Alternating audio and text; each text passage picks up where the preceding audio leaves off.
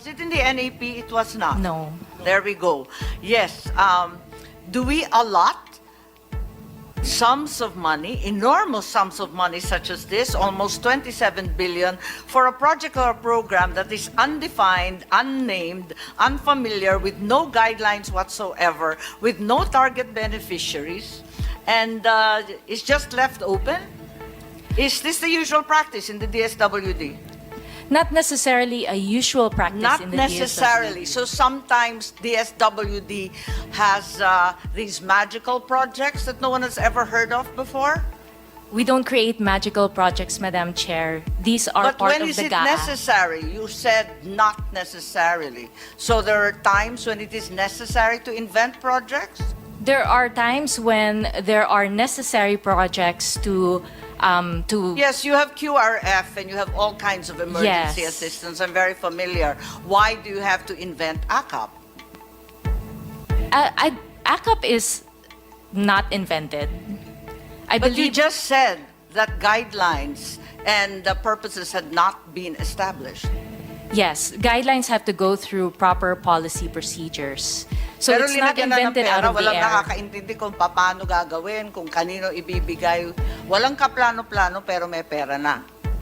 Madam Chair, there are programs that are provided by the GAA for NGAs to implement. But before we Yes, do with all implement, due we have respect, to... USEC, that is not the usual budget process we're familiar with. There's always a very well-defined project or program before a line item magically appears in the GAA. It's fought over, debated, and discussed very, very thoroughly in the subcommittees as well as the plenary. This wasn't. Madam Chair, we are currently creating the guidelines and we would be happy to share with... Parang baliktad naman yata yung buhay natin. Ngayon mag-iimbento ng dahilan, magdi-design ng project, pupunteriya yung mga beneficiary. Pero in the meantime, linagyan muna ng bilyon-bilyon. Yan na ba talaga ang patakaran ng DSWD? Madam Chair, for programs that are intended for the poor, vulnerable, and disadvantaged, we welcome, obviously, more programs. And we would be grateful to be able to implement these other programs. Yeah, I'm familiar with your mandate, but nothing in your mandate indicates that you should be inventing projects and that you are exempt from usual budgetary study and procedure. I'm sorry. Madam Chair, kaya siguro nagkaganon dahil hindi talaga sa kanila yung programa na yan. Gagawa lang sila ngayon. Oo, hindi talaga sa kanila. With due respect lang, in fairness to Yusek Di Maporo, bago nga yan sa kanya. Sabi nga niya, foreign eh. Hindi niya alam. So, huwag ka mag-alala. We are not faulting you for that. Kaya we are just investigating dahil the usual mangyari is meron ng bahay yung pondo, like AX. Kung sisingit man yung meron mang intervention dyan during the BICAM, ang lower house at saka upper house, the most that they can do is siguro dagdagan yung amount ng AX na yan. Pero may bahay na yan. Pero yung gagawa ng bagong bahay dyan during the BICAM, I don't know how feasible is that. Kaya nga sabi ng aming chairman, it's very magical. Kayo mismo, DSWD, hindi nyo alam na, uy, boom! May teka. AKAP pala na ganito kalaki. May nabasa lang ako bigla, o naalala ko lang bigla. Sabi ni Yusek Di Maporo, hindi kita inaaway wag mo ipagtanggol yung AKAP pag hindi mo alam. Kasi lahat kami hindi alam. Kahit sinasabi ng DSWD, wala silang alam tungkol sa guidelines, foreign itong project, at linagay lang dyan, nasa press release na yung AKAP will provide 5,000 cash payment to 12 million poor households. Are you aware of that? Yeah, I've read those press releases, But isn't this a Madam mere Chair. duplication of so many programs already initiated by previous administrations, the 4Ps and then the AIX, the never-ending ayuda, SAP 1, SAP 2, walang katapusan to. So this is hardly a guideline. Pero ang liwanag na, nangako na ng 5,000 sa Madam Chair, 12 million households. Baka hindi mo alam. Madam Chair, I cannot confirm whether those are the numbers that are decided on, as we don't have any guidelines yet. Pamaskong handog to lumabas sa PNA December 27.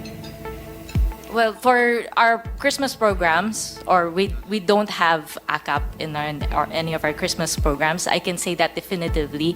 But with regard to any pronouncements of how AKAP will be implemented and what amounts will be provided through AKAP, we don't have guidelines for that yet, Madam Sige, Chair. Yusek, ganito na lang, magtulungan na lang tayo. Alamin natin ang mga detalye nitong programa to. Pareho kami ni Senator Bato, ni Senator JB, Senator Risa. Nagugulat po kami kung saan to galing at ano ibig sabihin. Yes po, Madam Chair. And I'd also like to say that we are very open to many innovations and new programs in DSWD. And it is not a new thing where we create something new. Madam Chair, just to add. Okay lang yan, okay lang. I'm not gonna fight with you over that, but that's completely inaccurate and untrue. Okay, Senator Bato, please. Pagkuha ko lang kay Yusek na wala problema. Wala kang problema dito sa amin. Huwag ka mag-alala. Ang amin lang talaga is, nagulat lang kami sa Senado. AKAP. Hindi namin nakita yan sa, kahit na ilang araw mo pag-aralan yung NEP, kahit ilang araw mo pag-aralan yung GAB, hanggang sa kwan, hindi mo talaga makita yan. Nagulat na lang kami ngayon na may ganyan pala. Ikaw nga, nagulat ka sa inyong departamento yan. Okay lang, pareho tayong nagulat ngayon. A happy Huwag kang surprise, mag-alala. Senator Bato, Madam Chair. A happy surprise because it will help the disadvantaged Yeah. at the end of the day. Hindi, walang problema yan. Hindi, okay lang yan. Kung mapunta sa taong bayan yan, importante yan. Okay ako, walang problema. Yung nga lang, siguruhin ninyo dahil ang PNP ngayon, nagbabantay na pag mag-release kayo na babawasan na naman yung pera, ang 10,000 ibigay sa tao, tapos ibalik yung, bawiin yung 9,000, 1,000 lang maiwan doon sa tao. You hear that during our hearings, di ba? Yes, Madam kaya Chair, we bantayan are ninyo happy talaga for the yan. support of PNP to help Yeah. us in those payment areas. Eh, Off-site payment areas po siya. thank you. Madam Chair, dagdagan ko na lang. Dagdagan ko na lang yung, Senator JV, yung pagka-surprise hindi kita inaaway, natin. mahal ko yung pamilya mo. Ang course. problema, wag mo ipagtatanggol yung hindi mo kaya ipagtanggol. Ayan, Madam Senator Chair, JV, dagdagan ko na please. lang siguro yung surprise na ito. According to Infos, our appropriations chair of House, Saldico, said that 60 billion for the AKAP program under the 2024 budget with 26.7 already lodged under DSWD. So 60 billion pa lang allocated dyan. So 26 billion